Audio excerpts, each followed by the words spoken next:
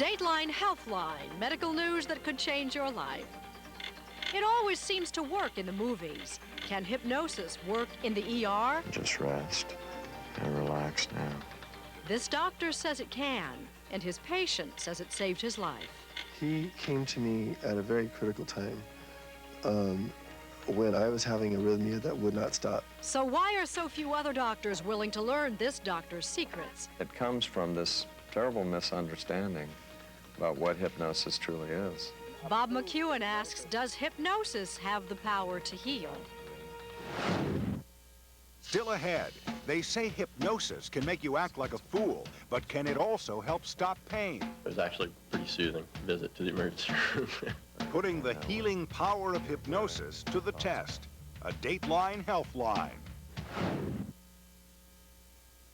From our studios in New York, here again is Jane Pauley. Say the word hypnosis and what comes to mind? A swinging pocket watch, a soothing voice. Hypnosis has been a staple of B movies, a parlor trick. For generations, hypnosis has been used to entertain. But can it also heal? Here's Bob McEwen with a Dateline Healthline. What do we got, gentlemen? It is a scene repeated night after night in emergency rooms around the country. Yeah, we got blood. Patients rushed in, bleeding and in pain. The question facing doctors, how to stabilize them and relieve that pain. Dr. Steve Bierman believes he can do that, perhaps even revolutionize emergency medicine at the same time, with a simple method that's readily available to each and every physician. He came to me at a very critical time. As we'll show you, Dr. Bierman has had amazing clinical success with this young man, perhaps saved his life, thanks to a centuries-old technique, hypnosis. But first, see what he did while we were with him in the emergency room of Scripps Memorial Hospital just outside San Diego. Jason, allow your eyes to close. 21-year-old Jason Martell is a routine patient here. He's fractured and dislocated his finger, falling off a skateboard. You might imagine a winter's day of surfing now. The coolness of the water. Normally, this anesthesia would be exceptionally painful for Jason. The needle must come within millimeters of a major nerve. But instead of muscle relaxant, Bierman uses a few well-chosen words. And in just minutes, he transports Jason to a California beach. More and more numb now. Where he's feeling no pain. Do I still have a finger? You don't feel it, do you? I think. It's nice, isn't it? Jason's finger was snapped back into place without him even realizing it. You know what? Why don't we do something together? I'll show you how to stop these sensations. Then there was Amy, who showed up with an acute anxiety attack. She was calmed within minutes by Bierman, then taught how to do it for herself. I'm going to ask you inside your head to begin counting backwards now from 300. And that's an exercise to 299, to 298. Dr. Bierman says hypnosis can do much more than manage pain or panic. Research suggests it can cut the side effects of cancer treatment, reduce blood loss in surgery, speed healing, and shorten hospital stays. Much bigger. But despite all that, Bierman says the American healthcare system has yet to embrace medical hypnosis. I'm frankly amazed that hospital administrators haven't latched on to the hypnotic literature relating to surgery, because the articles are good, the studies are clear. There's the mystery. That may be because hypnosis is still widely considered a fringe treatment. But at 46, Dr. Bierman has been an emergency physician for more than a decade and a half, using hypnosis for much of it. To become board certified in medical hypnosis, as he is, requires an intense series of oral, written, and practical exams. It was back in 1958 that the American Medical Association first approved hypnosis as a therapeutic technique.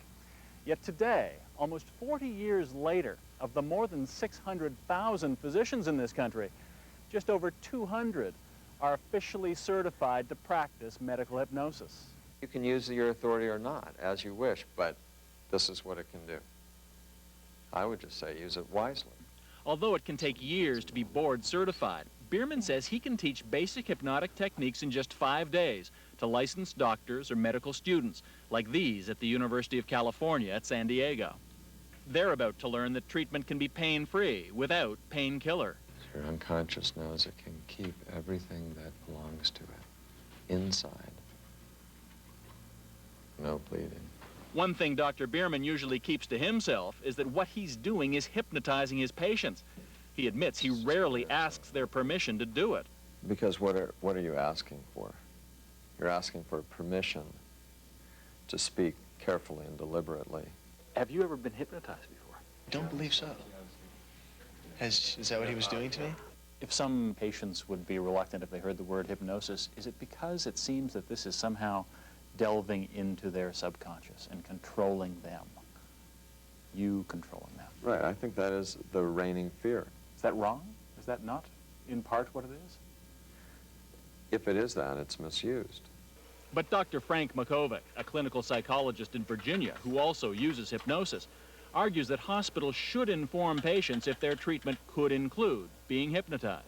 I think it should be added to the informed consent form that they already use, and so some reference should be made. Bierman maintains all he really does is help patients to focus their own thoughts by inducing a light trance, as in Jason's case, or by hypnotic suggestion. I'm going to get busy there, and I want you to try to stay awake. Try for just 2 more minutes, okay? And he's found that for that kind of suggestion, the younger the patient, the better. You can let your eyes close now, huh? I've done it so many times where I'd say to a child, I'd like you to try to stay awake for just 2 more minutes. Meaning, in fact, I want you to go to sleep.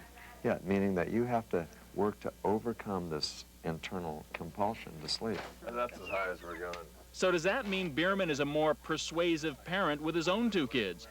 He says, could be. For example, you like the garage door closed. So you say, I wonder if while you're going out to play, you could close the garage door. Can you guys feed her, as a matter of fact? And simple as that is, it involves strategies that we use all the time in hypnotic language. Dr. Bierman's greatest success story may be that of Jimmy John Paul, a skinny 23-year-old songwriter. His skin is so pale you can see the blue veins beneath it. But that's good, because it means his heart is still pumping, which has been a constant question mark ever since Jimmy was born.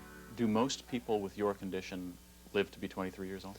Most people with my condition do not live to be past the delivery room.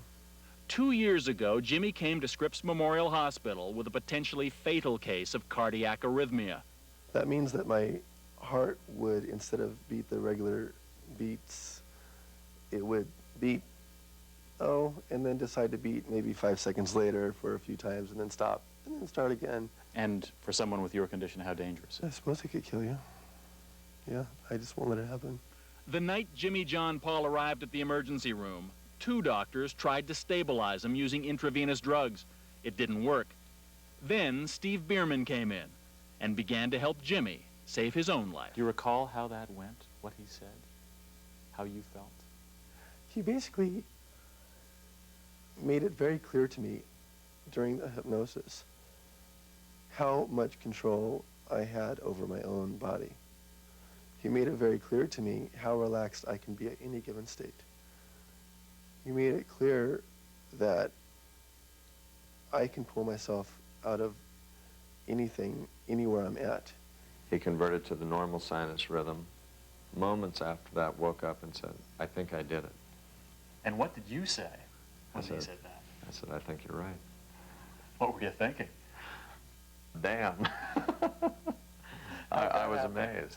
And you believe that you have the power in your mind, perhaps because of what Steve Bierman helped you to do, to control your heart?